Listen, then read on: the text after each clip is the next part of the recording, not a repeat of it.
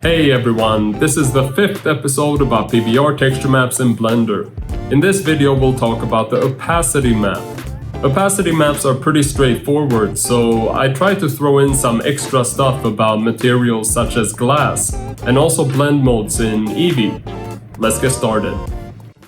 Opacity maps, also known as alpha maps, are grayscale images that determine how visible each part of a material is.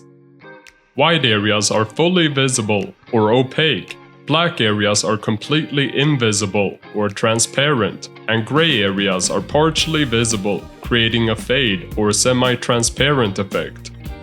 Opacity maps can be incredibly useful in PBR workflows because they allow you to fake complex geometry without actually modeling it. For example, they are great for creating detailed leaf shapes with cutouts, so you don't have to model every edge. They can simulate complex patterns in things like metal fences or grates, where modeling each hole or gap will be unnecessarily heavy. Opacity maps are perfect for decals like stickers, labels, or torn posters, allowing the edges to fade naturally into the surface underneath. They're also essential for hair cards, where strands of hair are represented by flat planes using opacity maps, stacked on top of each other to create the illusion of volume and detail. When downloading opacity maps online, you'll often find them in two formats. One is a combined texture that includes both the color and opacity information in a single image. The other format provides separate files, one for the color map and another grayscale image used specifically for the opacity. If your texture has an alpha channel, connect the color output to the base color and the alpha output to the alpha input of the principled BSDF. The texture map should be set to sRGB because it contains color information. The alpha channel stores the opacity and is not affected by the color space. If you have two textures, connect the color map to the base color and the grayscale opacity map to the alpha input of the principled BSDF. The color map should be set to sRGB because it's used to display the color information, while the opacity map should be set to non-color so Blender reads it as raw data for the opacity calculations. If you check the alpha channel in the combined format, you'll see that it's just a black and white mask, where black represents transparency and white represents opacity, just like the separate opacity map. The only real difference is that the combined format saves a bit of memory by just using one texture, while the separate format gives you more flexibility to adjust the color and opacity individually. Next, let's briefly talk about materials like glass and water. Since they're transparent, it might seem like opacity maps would work. And technically, they can, but not in a realistic way, because these materials also refract and interact with light in more complex ways. For example, here's a downloaded model of a magnifying glass. It came with an opacity map, where the transparent and semi-transparent parts of the model, such as the lens and the edges of the lens, are unwrapped onto the nearly black and gray areas of the texture. Next, we have a glass material made from a simple principled shader. The main difference is that this shader has transmission and IOR turned on. These are the main properties that give the material its glass appearance. IOR stands for Index of Refraction, which defines how much light bends as it passes through a material. For glass, the IOR typically ranges from 1.45 to 1.55, though it can be adjusted depending on the material and the desired effect. Here is a list of IOR values for common materials. The transmission value makes the material transparent, allowing light to pass through fully, while still interacting with properties like IOR and roughness. And that's the key point here. When using only an opacity map, properties like IOR and roughness have limited or no visible effect. The material simply becomes more or less see-through, without the realistic light behavior you'd get from proper transmission. You could of course enable transmission to make roughness and IOR more noticeable, but that defeats the purpose of using an opacity map. If you enable transmission and use an opacity map at the same time, you're essentially creating a glass shader and then making it less visible, which doesn't really make sense. The main benefit of opacity maps for materials like glass is to improve performance by avoiding the complex calculations that come with true transparency and light interaction.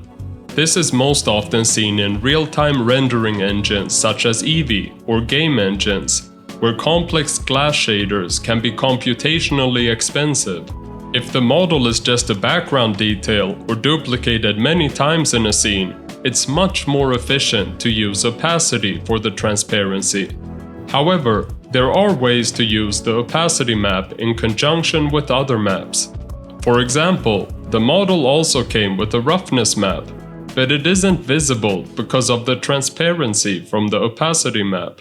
Using a math node set to subtract lets you subtract the rough parts from the opacity, which brings some of that surface detail back. This way, you can add a bit more realism to your opacity-based glass without using actual glass shaders. And if the object is just lying around in the background, this result might be good enough for that situation. And since we're on the topic of glass, here is a realistic glass shader that works for both Cycles and Eevee. In this setup, I've added transparency by mixing a transparent BSDF with a fully transmissive principled BSDF. The mix is controlled by a Fresnel node. The Fresnel node basically creates a mask around the edges of the object. This allows us to blend the transparent BSDF into the edges of the material to make them more transparent than the front. A color ramp slightly lifts the black value to allow some transparency even in the front-facing areas and not only in the edges.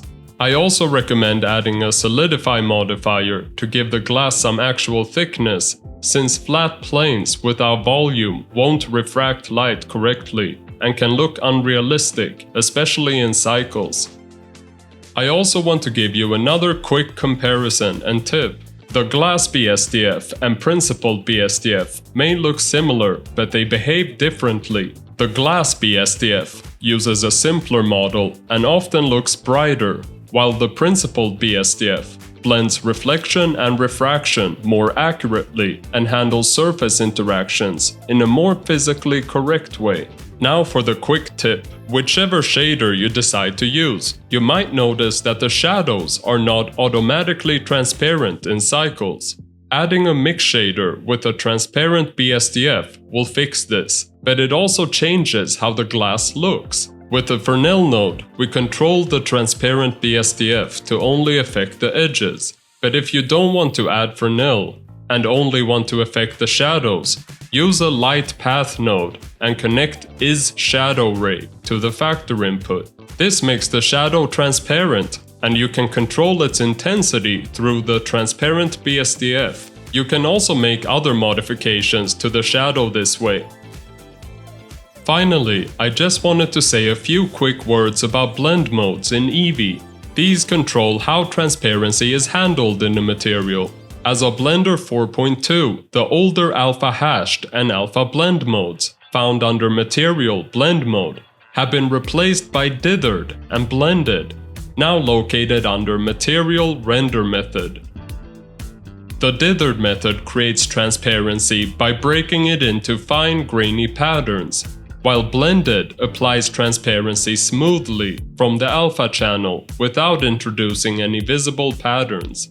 When working with opacity maps, this difference becomes especially important. The Dithered method uses a pixel-based pattern to calculate transparency at the per pixel level. This allows it to dynamically adapt to overlapping transparent surfaces, regardless of stacking order. In contrast, the Blended method calculates transparency based on the order of objects in the stack, which is determined by their origin points. If you move intersecting planes back and forth, you'll notice that the dithered planes adjust their transparency and color smoothly as they overlap. Blended planes, on the other hand, abruptly change appearance depending on which object is drawn first. While blended transparency provides smooth gradients and soft edges, it struggles with layered or intersecting transparent surfaces due to limited depth sorting. It works well for close-ups or materials where overlapping isn't an issue. Dithered handles overlapping transparency more reliably and runs more efficiently, making it ideal for scenes with many transparent objects, like leaves in a tree. Using per-object sorting with blended in these cases can significantly reduce performance. Both dithered and blended methods include sub-options. The dithered method includes Raytraced transmission, which replaces the old screen space refraction. It offers a more accurate way to simulate light passing through transparent materials, like glass, including realistic refraction based on IOR. This is useful when working with transmissive materials, but it does not affect basic opacity maps that rely only on alpha. The blended method includes a transparency overlap option. Without it, Blender may incorrectly sort overlapping transparent objects, and you won't be able to see multiple layers of the same object through transparent surfaces. Turning this on improves how transparent layers stack and keeps the scene looking consistent, even when things get complex. To improve realism when using opacity maps, it's also important to enable transparent shadows in the material settings, and make sure ray tracing is turned on in the render settings if you're using features like Raytraced transmission. Finally, the old alpha clip blend mode, which created sharp cutouts between opaque and transparent areas, has been removed. If you need that behavior, you can recreate it using a math node set to greater than, where the threshold value controls the sharpness of the transition.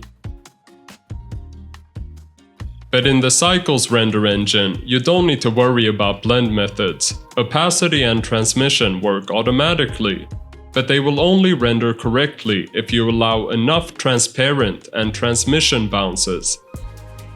These settings can be adjusted under Render Properties, Light Paths, Max Bounces. Alright, that's all I've got for opacity maps. In the next video, we'll learn about the emission map. If you found this video helpful, please like and subscribe. Thanks for watching, I'll see you in the next one.